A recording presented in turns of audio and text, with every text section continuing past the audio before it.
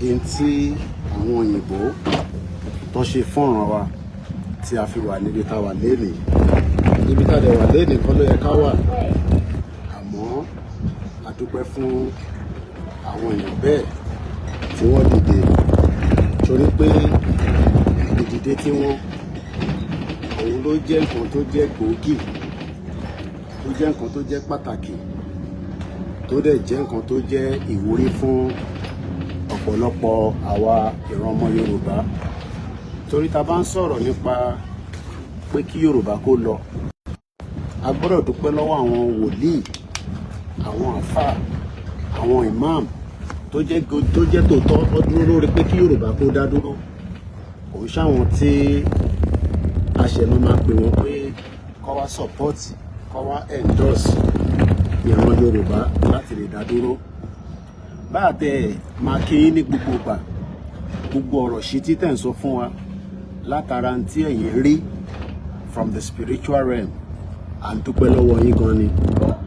Ọpẹ́ wa lọ sọ́dọ̀ gbogbo yín bàbá yẹn àtàwọn ìyá, mo lè má mọ orúkọ gbogbo yín, àmọ́ tá bá dárúkọ àwọn kan látara pé bóyá àwọn tí a wà very conversant, bóyá àwọn tá à ń gbọ́ fídíò wọn frequently, but ẹ pọ̀ bẹ́ẹ̀ ní gbogbo ilẹ̀ Yorùbá àti ní outside ilẹ̀ Yorùbá, tó jẹ́ pé Ọlọ́run ti fi ara ẹ̀ wọ̀nyí pé ìran Yorùbá tóun dá ẹ̀ ìran dáadáa lòun dá, àmọ́ ibi tó wà kọ́ ló yẹ kó wà. Ọlọ́run wá ń fi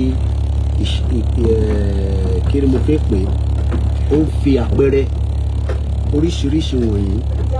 Àwọn àpẹẹrẹ yẹn kò tí wọ́n ń ṣe fáwọn tó jẹ́ wòlíì Ọlọ́run, ọ̀pọ̀lọpọ̀ àwọn tí wọ́n tẹ̀ ń ṣe àfáà, tí wọ́n ń ṣe babaláwo, tí wọ́n kì í ṣe pastor àbí prophetess àbáwọn ìyá àdúrà oríṣiríṣi, ni wọ́n mọ̀ pé lótìtọ́ lódodo Ọlọ́run ò dá ìran Yorùbá fún ìyàjẹ.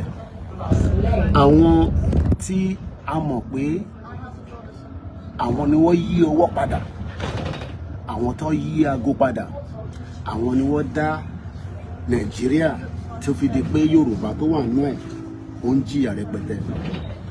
Mo wá ń fi broadcast ti wákàtí ní 7:49 lagolu lọ́dọ̀ tiwa ní England, ní London, èní ní 20. Ẹ bá mi pín fídíò yìí kó dọ́dọ̀ gbogbo àwọn ẹni Ọlọ́run bẹ́ẹ̀ pé èmi Ọláyọmí Koiki Media, mo dúpẹ́ lọ́wọ́ wọn gan. Kódà kọ́ wà ní orí òkè báàrí wọn rí ìdúpẹ́ fún wọn, kódà kọ́ wà ní ibikíbi tó bá wà, à ń dúpẹ́ fún wọn. Ọpẹ́ kí là ń do ọpẹ́ pé irú àwọn náà ń dìde, wọ́n ń sọ̀rọ̀ ní sáà yìí. Àwọn wo in tí ó jẹ́ kó sọ tí wọ́n ò sọ, torí ọ̀pọ̀lọpọ̀ àwọn wòlíì míì wà tí Ọlọ́run ti rán níṣẹ́ pé kó lọ jíṣẹ́ fáwọn ìran ọmọ Yorùbá pé kí wọ́n lè bá tú kúrò nínú ìdààmú àti wàhálà àti fìtínà tí Nàìjíríà fi wá sínú ẹ̀, àmọ́ wọn ò lè jáde láti wá sọ. tó bàbá wa ń rírọ àwọn bàbá wa yìí, àwọn ìyá wa yìí, àwọn ẹ̀gbọ́n wa yìí, àwọn àǹtí wa yìí, ẹ̀yin ò jíṣẹ́ òtítọ́, ẹ̀yin ò jíṣẹ́ ti wákàtí, ẹ̀yin ò jíṣẹ́ tí a rí yín pé ẹ dìde fún ìran yín. Ó jẹ́ káwa náà máa lẹ́ǹkọ̀ọ̀kan ká máa jẹ́ kẹ́ mọ̀ pé lóòótọ́ ẹ̀yin lè má ní bigger platform láti lè jẹ́ kí voice yín jáde. Àwa dúpẹ́ lọ́wọ́ àwọn tí wọ́n máa wá bá yín bí àwọn Pavilion, àwọn iSing TV àtàwọn bẹ́ẹ̀ bẹ́ẹ̀ lọ tán káàkiri ilẹ̀ Yorùbá láti lọ gbé máìkì sẹ́nu àwọn wòlíì, torí pé àwọn wòlíì yìí àwọn náà nípa, wọ́n ní ipa tó máa play, wọ́n ní role táwọn náà gbọ́dọ̀ play nípa ìrìn àjò yìí, torí ìrìn àjò tá gbé dání ìrìn àjò ẹ̀mí ni, torí pé in tí wọ́n ṣe fúnran Yorùbá inú afẹ́fẹ́ ni wọ́n dá sí. So a gbọ́dọ̀ nídìí ọ̀pọ̀lọpọ̀ àwọn ìyá wa yìí tó máa ṣe ọ̀pọ̀lọpọ̀ àdúrà lóòrèkóòrè, tó dẹ̀ máa ṣe ìṣítí fún wa pé ọmọ Yorùbá ẹ dìde lẹ̀, ọmọ Yorùbá oorun tẹ̀sùn ti tó, ọmọ Yorùbá ipò tẹ wà yìí kọ́ ló jẹ́ ká wà. Ká bá lọ wo Yorùbá anthem wa, ó ní iṣẹ́ wa fúnlẹ̀ wa forílẹ̀-èdè wa kàgbéga kàgbéga kàgbéga fàlérí. Ìgbàgbọ́ wa ni pé láti bẹ̀rù làbọ̀ mọ́. Ẹ̀yin ẹ wo fásì yẹn. Ìgbàgbọ́ wa ni pé láti bẹ̀rù làbọ̀ mọ́. Níbẹ̀ ló ṣe rí. Ká ṣiṣẹ́ ká ṣiṣẹ́ ká ṣiṣẹ́ ká jọlá. Ìṣọ̀kan àtòmìnira ní kẹjẹ ká máa lépa. Ìtẹ̀síwájú fọ̀pọ̀ ire àtòhun tó dára. Ọmọ Oòduà dìde bọ́ sípò ipò yẹn ní àwọn wòlíì yẹn ta wá lómijì. Àwọn wòlíì tó dúró fún Yorùbá nation ni o. Àwọn àfáà tó dúró fún Yorùbá nation ni o. Àwọn imam tó dúró fún Yorùbá nation ni o. Àwọn gbogbo àwọn èèyàn ńláńlá tó jẹ́ àwọn oníṣẹ̀ṣe tó dúró gidi fúnran Yorùbá là ń sọ o. Kò ń ṣàwọn tí wọ́n ṣe ń ṣe Nàìjíríà tó ń sọ fọ́mọ Yorùbá pé Ọlọ́run kan ṣì wà nínú Nàìjíríà. Ọlọ́run ò sí nínú Nàìjíríà mọ́. Ilẹ̀ Yorùbá lọ́lọ́run ń bẹ. Torí ilẹ̀ Yorùbá ní land wa, àwa la ní land. Nàìjíríà ò ní land. Britain ní 1914 jàgùdà ni wọ́n, àwọn ló create entity tó ń pè Nàìjíríà. Ó dẹ̀ ti expire. Bọ́ fẹ́ bọ́kọ̀, àwọn wòlíì tí Ọlọ́run wá fi rán sí wa ní sáà yìí tó ń ṣí wa létí. Kódà èmi inú wọn àìtẹ́ tí ìdọ́dọ̀ wọn láti gbọ́ ọ̀rọ̀ tí Ọlọ́run fi ránṣẹ́ fún wọn. Gbogbo ẹ̀yin tí Ọlọ́run náà wọ́n send message through ẹ̀ torí pé àti ẹni tó ń dáfá tòótọ́ tó ń ṣàwọn tó gba owó lọ́wọ́ àwọn olóṣèlú tó ń dáfá irọ́ tó ń dáfá yẹ̀yẹ́ tó yẹ pé tí fa sọkọ ló ń sọ fún gbogbo ọmọ Yorùbá, àwọn yẹn kọ́ là ń sọ. So mo kí gbogbo àwọn wòlíì yẹn. A máa wá play kan náà àwọn wòlíì náà. Tá bá ní ká dárúkọ wọn, a lè dárúkọ gbogbo wọn tán torí a mọ̀ wọ́n tán délẹ̀. But Ọlọ́run mọ̀ yín. Mo kí bàbá mi Prophet Ṣẹ́gun Adébáyọ̀. Ẹ kú àdúró tí ìran Yorùbá. Ẹ kú pé ẹ ní gbà until tí Yorùbá land will be free from the bondage táwọn àwọn òyìnbó aláwọ̀ funfun olè jẹgúdà tọkọ wá sínú ẹ̀. Mo kí bàbá wa Prophet Tibetan. Mo kí Prophet Mayowa. Mo kí bàbá Masukunmọ́. Mo kí gbogbo àwọn prophetess like I said, àmọ́ gbogbo orúkọ yín tán délẹ̀. Bò mo kí yín, mo wá kẹ́yìn tẹ́ jẹ́ ti diaspora náà tí Ọlọ́run rán sí yín lásìkò yìí. Púpọ̀ nù yín ẹ̀ ń ṣàdúrà nínú ilé nínú kọ̀rọ̀ lóru lójoojúmọ́ ẹ̀ ń bá Ọlọ́run sọ̀rọ̀ pé kí ìran Yorùbá kó tú bó ṣe máa tú kúrò nínú ìdè tó dé mọ́ torí pé wọ́n délẹ̀ Yorùbá on the spiritual realm ni. Ó dẹ̀ máa tú okùn tó fi dé yẹn máa já. Ó dẹ̀ gbọ́dọ̀ já ní kíákíá nínú ọdún tá a wà yìí lágbára Ọlọ́run. So fídíò yìí is just to appreciate and say thank you to all those men and women of God. Àtàwọn babaláwo àti ìyáláwo àti gbogbo bí tí wọ́n ti ń ṣe ìṣẹ̀ṣe nílẹ̀ Yorùbá àti ní outside the country. Torí kò ń ṣe ilẹ̀ Yorùbá nìkan ló ti ń ṣe ìṣẹ̀ṣe. Ìṣẹ̀ṣe wà ní Benin Republic, ìṣẹ̀ṣe wà ní Togo, ìṣẹ̀ṣe wà ní Cuba, ìṣẹ̀ṣe gan wà ní Brazil. Bẹ́ẹ̀ ni ẹ̀sìn náà tí à ń ṣe ní Christianity ní ti Islam. Ọlọ́run wá wọlá oṣù tá a wà yìí. Bàbá ṣe ń parí àwẹ̀ tán, gbogbo àdúrà tá a bá ń ṣe ẹ jẹ́ ká máa rántí ilẹ̀ Yorùbá nínú ẹ̀. Má gbàdúrà fún Nàìjíríà o torí kò sí nǹkan kan tó ń jẹ́ Nàìjíríà. Ọlọ́run ò dá Nàìjíríà. tó bá lóun gbàdúrà fún Nàìjíríà you are wasting your time. Kò sí nǹkan kan tó ń jẹ́ Nàìjíríà. Ọlọ́run ò dá Nàìjíríà. Ọlọ́run kọ́ ló dá Nàìjíríà. Ọlọ́run mọ̀ nípa Nàìjíríà. Àwọn òyìnbó lè ní 15th century lọ wá sórí ilẹ̀ wa. Àwọn náà wá bọ́ ṣe fi sọ ṣe orí báwa náà ṣe fi survive tá a wá sí ìlú wọn nísìn làwọn náà wá sọ́dọ̀ tiwa níjọ́ náà lọ́hùn. Wọ́n fi survive ni. Ìyà ń jẹ wọ́n, ayé wọn ti bàjẹ́ tán. Wọ́n wá ń wábi tí wọ́n ti máa jí nǹkan. Òun ni Britain ṣe àtàwọn Portuguese àtàwọn Belgium gbogbo àwọn European country tó ń káàkiri lẹ́sọ̀ oníwòlé náà. Ìyà yẹn tí wọ́n jẹ yẹn, ìyà táwa náà ń jẹ́nu Nàìjíríà nísìn làwa náà ṣe ń jápa. La ṣe fi WhatsApp board, la ṣe fi káàkiri láti lè lọ survive. But nǹkan ti gbàgbé ni pé Ọlọ́run ti fún wa ní nǹkan tá a máa jẹ tá a máa mu ó wà lórí ilẹ̀ wa. àní láti máa káàkiri but nígbà tó jẹ́ pé ilẹ̀ yẹn ti wà lọ́wọ́ àwọn èèyàn burúkú, nígbà tí ilẹ̀ yẹn ti wà lọ́wọ́ àwọn èèyàn jàgùdà, ìyẹn la ṣe ń dúpẹ́ program tè tààrọ̀ yìí mo fi ń dúpẹ́ fáwọn àwọn wòlíì dáadáa, torí pé ọ̀rọ̀ táwọn náà sọ jáde àti in tí Ọlọ́run fi ránṣẹ́ sí wọn tó ń deliver fún wa ó tó ká dúpẹ́ fún wọn, torí pé wọ́n lè máa wọ pé àbí kí ló dé tí àwọn ará bí yìí kò kí ń dúpẹ́ fún àwa náà ń ṣe wọn bá tọ́lọ́run rán wa.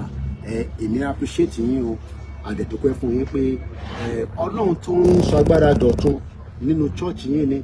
Mo kí bàbá wa Prophet Ogundele, like I said mo lè rántí gbogbo orúkọ gbogbo yín torí ẹ pọ̀ gan, ẹ̀yin dúró báwa náà ṣe dúró tí a takú pé a nígbà bẹ́ẹ̀ lẹ́yìn náà dúró lẹ́ ń ṣe wáàsí nínú church yín, nínú mọ́ṣáláṣí yín, ní gbogbo ìṣọ̀ṣe ibi tẹ́ ti ń ṣe àwọn ìṣẹ̀ṣe yín, torí ìṣẹ̀ṣe làgbà. Èèyàn kan lè parọ́ fún wa níbi tílẹ̀ mọ́ láàárọ̀ yìí lé ní 20 pé má lọ consult babaláwo, àwa ń consult babaláwo, ìwọ náà ní right láti lọ consult pastor ẹ̀. Kò sẹ́ni kankan tó máa gbé wa ní kókó ṣì mọ́ nísìn pé má lọ bá babaláwo kan láyé àtijọ́ nìyẹn. So kò dẹ̀ sí kankan tó ń jẹ́ pé ìṣẹ̀ṣe wa a máa parẹ́ nígbà tá a bá gbalẹ̀ Yorùbá. Kò sí kankan tó lè sọ pé a máa lé Christian kúrò tá a bá gbalẹ̀ Yorùbá. Kò tí síbi tá a ti sọ yẹn. Christianity máa wà, UK tí mo wà àwọn tó tẹ gbàgbọ́ wà ń bẹ̀, ayé wọn dẹ̀ dà, wọ́n lọ bí iṣẹ́ nísìn, wọ́n lọ sí school báyìí, orí bọ́ọ̀sì wà báyìí nísìn, àwọn èèyàn ń lọ sí gbogbo ibi tí ẹ kọ́ lọ. Èmi ò tẹ̀ kò fẹ́ mọ̀ bí Ọlọ́run wà bí kò sọ Ọlọ́run. So kíyàn kan má kó wa lómi ọbẹ̀ jẹ mọ́, gbogbo irọ́ tẹ ti pa fún wa, gbogbo àwọn múfì tẹ ti ṣe, tẹ ti fi ba ìṣẹ̀ṣe jẹ́, gbogbo yẹn a lè accept yẹn mọ́. Àfáà kan gbọ́dọ̀ jáde kó condemn ìṣẹ̀ṣe, a máa attack yín ni. Muslim kan náà Christian kan gbọ́dọ̀ jáde kó attack ìṣẹ̀ṣe, a máa attack ẹ̀yin náà padà ni, torí pé gbogbo irọ́ tẹ ti pa fáwọn àwọn psyche àwọn parents wa, òun ló kó bá ọ̀pọ̀lọpọ̀ wa. So láàárọ̀ yìí gbogbo fídíò tí à ń ṣe láàárọ̀ yìí ẹ bá mi kí gbogbo àwọn pastor, ẹ bá mi kí wọn dáadáa pé wọ́n kú iṣẹ́ takuntakun tọ́lọ̀ wọn. Ẹ jẹ́ ká fún yín ní view as normal ní London láàárọ̀ yìí bí gbogbo kan ṣe ń lọ ní ojú títì, àwọn náà ṣe ń bá káràkátà wa káàkiri. Kọ́lọ́n kó ṣàánú wa nílùú òyìnbó, kó ṣàánú ẹ̀yin náà tẹ́ wà nílẹ̀ Yorùbá. Àdúrà wa ó ti gbà. Gbogbo ẹni tó bá wá ń ṣekúṣẹyẹ tó jẹ́ pé wọn ò mọ tó fẹ́, especially àwọn àfáà kan nílẹ̀ Yorùbá tẹ́ fi dalẹ̀ Yorùbá rú, tẹ́ fi kó ẹ̀sìn alákatá yín wá láti Saudi Arabia, àní accept yẹn fún yín. Ẹ̀yin tẹ́ fi kó ẹ̀sìn alákatá wá láti Jerusalem, àní accept yẹn fún yín.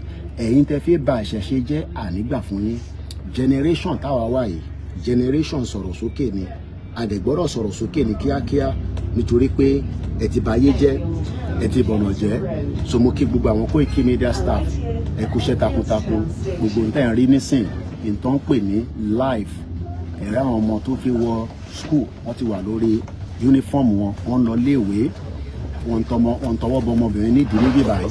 Kò dàbí Nàìjíríà tẹ́ ẹ̀ abuse wọn, tẹ́ ẹ̀ fìyà jẹ wọ́n, tẹ́ yẹ pé teacher máa bọ́ ọmọ school a máa bá sùn kó lè bá gba mark. Gbogbo yẹn kì í ṣẹlẹ̀ nílùú òyìnbó. Ara reason tá a ṣe ń sọ pé àjọṣepọ̀ wa àti ìlú tó ń pè Nàìjíríà ó ti mẹ́hẹ̀, kólúkálukú ṣe tiẹ̀ lọ́tọ̀ọ̀tọ̀. Kí Nàìjíríà ṣe tiẹ̀, káwa náà ṣe tiwa, kò bà ẹ̀sìn jẹ́. Nàìjíríà ó ti fail, kò dẹ̀ sí nǹkan tẹ́ lè ṣe tẹ́ lè fi revive ẹ̀. Ìlú wèrè ni, ìlú tí ó ti àlákà ni. So lẹ́ẹ̀kan sí mo kí gbogbo èèyàn wa, àdúrà wa ti gbà. Ẹ jẹ́ ká máa múra sílẹ̀ fún night vigil tó ń bọ̀. Kò ní pẹ́ dé mọ́, ó ń súnmọ́ bọ̀ díẹ̀díẹ̀ ni. Ìwọ tó ń béèrè pé níbo ni ìrìn àjò Yorùbá Nation dé, awareness and campaign ojoojúmọ́ là ń ṣe yẹn. Gbogbo mídíà tó ń pariwo Ọlọ́run dúró tì wá, á mú ara wa le. Wọn ò ní gbóhùn lọ́wọ́ gbogbo wa. Gbogbo ẹ̀yin tí ẹ wá ń sọ pé kíran Yorùbá kó má dá dúró tó dẹjọ́ ọmọ Yorùbá jẹ́ pé Fúlàní nìyẹn. Torí Fúlàní nìkan ló máa tako pé kí Yorùbá kó má lọ. Fúlàní nìkan ni. Ọmọ ògidì Yorùbá kò gbọdọ̀ máa tako ìran ẹ̀ pé ìran yìí tó fẹ́ dá dúró. So bóhun Tinubu kó divide Nàìjíríà, bóhun kó má divide Nàìjíríà, Nàìjíríà máa padà pín náà ni. Kò sí ọ̀nà àbáyọ mọ́ fún Nàìjíríà. Ògo wa ó máa tọ́ jáde nínú ilẹ̀ Yorùbá. mo kí gbogbo ẹ̀yin bàbá wa, ẹ̀yin tẹ́ ń gbọ́ wa lọ́tún lósì, ẹ̀yin tẹ́ ń gbọ́ wa nílé, ẹ̀yin tẹ́ ń gbọ́ wa láfíríkà, ẹ̀yin tẹ́ ń gbọ́ wa ní gbogbo ibi tí ẹ ti ń gbá ètò Koiki Media pàdé.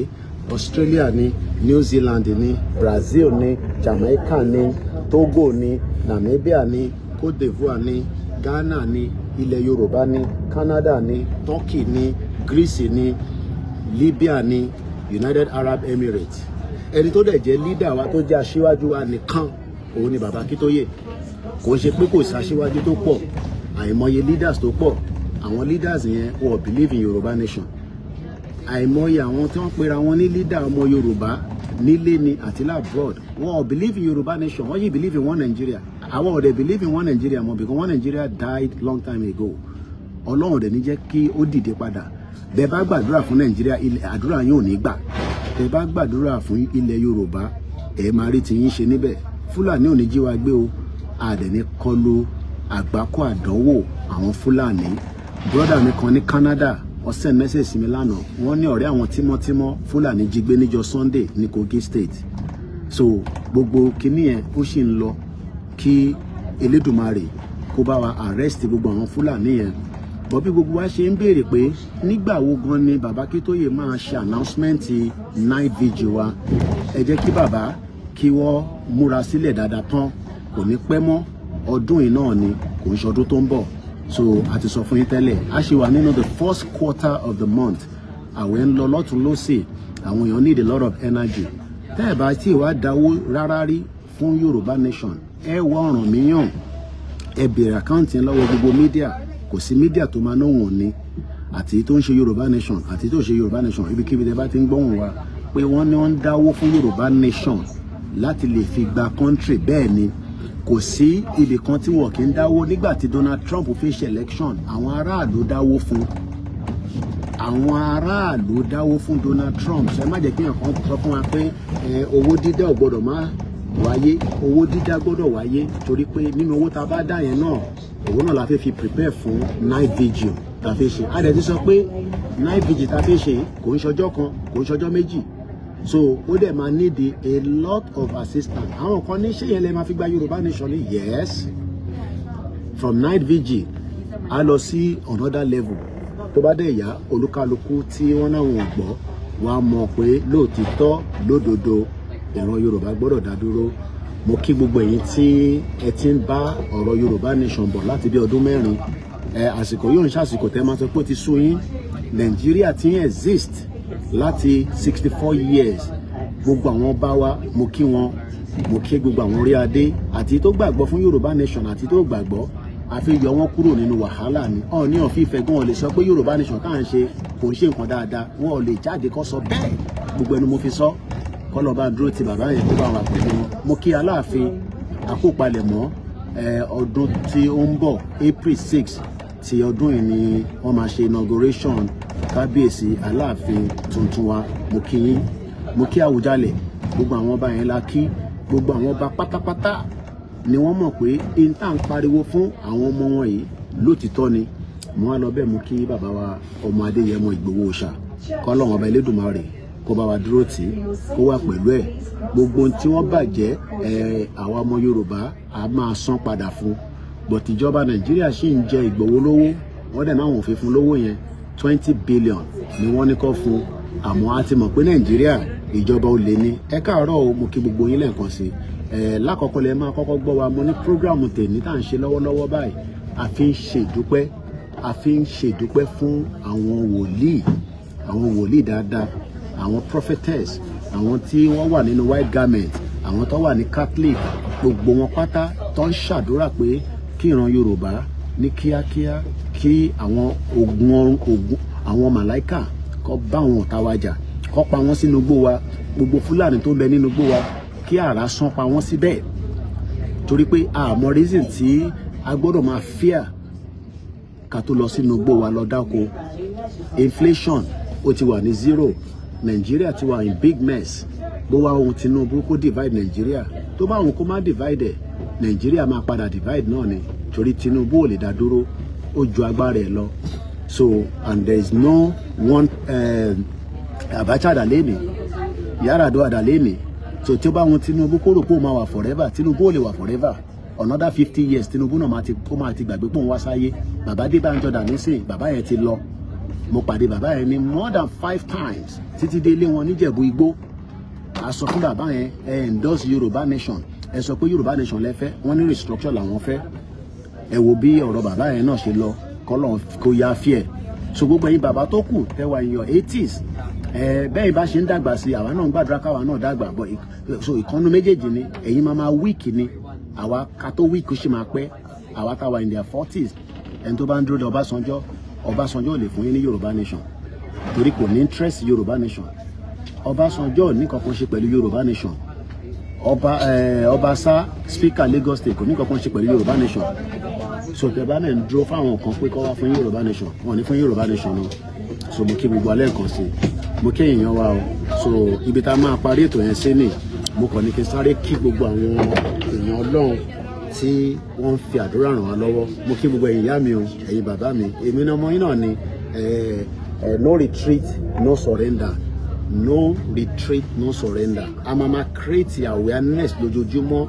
Ẹ bá ń sùn a máa jí yín, gbogbo ẹ̀yin ìyá dáadáa, ẹ̀yin àbúrò mi, ẹ̀yin ẹ̀gbọ́n mi, Ọlọ́run jẹ́ kó rí visa gbà o. Tó bá fún ẹ jápa o, jápa tó bá rí visa gbà o.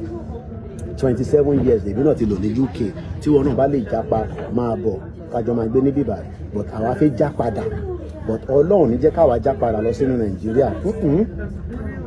Bàbá Akíntóyè ti ní pé a gbọ́dọ̀ já padà wá sínú Nàìjíríà, a fẹ́ já padà lọ sílẹ̀ Yorùbá níbi tí nǹkan dá, níbi tí wẹ́dà dá, àní máa wọ jákẹ́ẹ̀tì báyìí, níbi tí ayé wa máa ní rọrùn.